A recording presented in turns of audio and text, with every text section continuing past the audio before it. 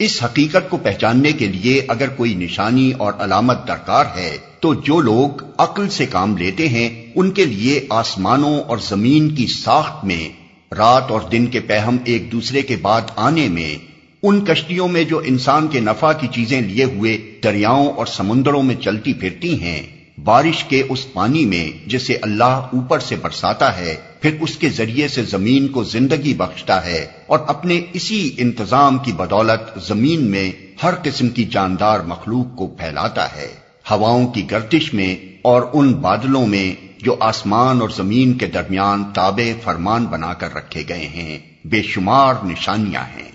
یعنی اگر انسان کائنات کے اس کارخانے کو جو شب و روز اس کی آنکھوں کے سامنے چل رہا ہے محض جانوروں کی طرح نہ دیکھے، بلکہ عقل سے کام لے کر اس نظام پر غور کرے اور ضد یا تعصب سے آزاد ہو کر سوچے، تو یہ آثار جو اس کے مشاہدے میں آ رہے ہیں اس نتیجے پر پہنچانے کے لیے بالکل کافی ہیں کہ یہ عظیم الشان نظام ایک ہی قادر مطلق حکیم کے زیر فرمان ہے۔ تمام اختیار و اقتدار بالکل اسی ایک کے ہاتھ میں ہے، کسی دوسرے کی خود مختارانہ مداخلت یا مشارکت کے لیے اس نظام میں ذرہ برابر کوئی گنجائش نہیں۔ لہذا فی الحقیقت وہی ایک خدا تمام موجودات عالم کا خدا ہے، اس کے سوا کوئی دوسری ہستی کسی قسم کے اختیارات رکھتی ہی نہیں کہ خدائی اور الوہیت میں اس کا کوئی حصہ ہو۔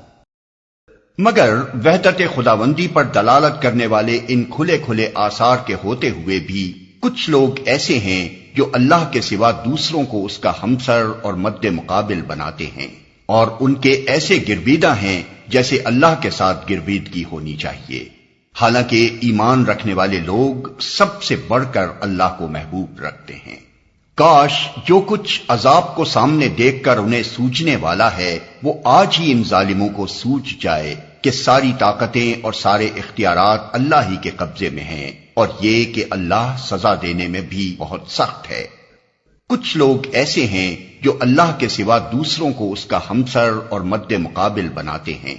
یعنی خدائی کی جو صفات اللہ کے لیے خاص ہیں ان میں سے بعض کو دوسروں کی طرف منسوب کرتے ہیں، اور خدا ہونے کی حیثیت سے بندوں پر اللہ تعالیٰ کے جو حقوق ہیں وہ سب یا ان میں سے بعض حقوق یہ لوگ ان دوسرے بناوٹی معبودوں کو ادا کرتے ہیں۔ مثلا سلسلہ اسباب پر حکمرانی، حاجت روائی، مشکل کشائی، فریاد رسی، دعائیں سننا اور غیب و شہادت ہر چیز سے واقف ہونا، یہ سب اللہ کی مخصوص صفات ہیں، اور یہ صرف اللہ ہی کا حق ہے کہ بندے اسی کو مقتدر اعلیٰ مانیں، اسی کے آگے اطراف بندگی میں سر جھکائیں، اسی کی طرف اپنی حاجتوں میں رجوع کریں، اسی کو مدد کے لیے پکاریں، اسی پر بھروسہ کریں، اسی سے امیدیں وابستہ کریں اور اسی سے ظاہر و باطن میں ڈریں۔ اسی طرح مالک الملک ہونے کی حیثیت سے یہ منصب بھی اللہ ہی کا ہے کہ اپنی رعیت کے لیے حلال و حرام کی حدود مقرر کرے، ان کے فرائض و حقوق معین کرے، ان کو امر و نہی کے احکام دے، اور انہیں یہ بتائے کہ اس کی دی ہوئی قوتوں اور اس کے بخشے ہوئے وسائل کو وہ کس طرح کن کاموں میں کن مقاصد کے لیے استعمال کریں۔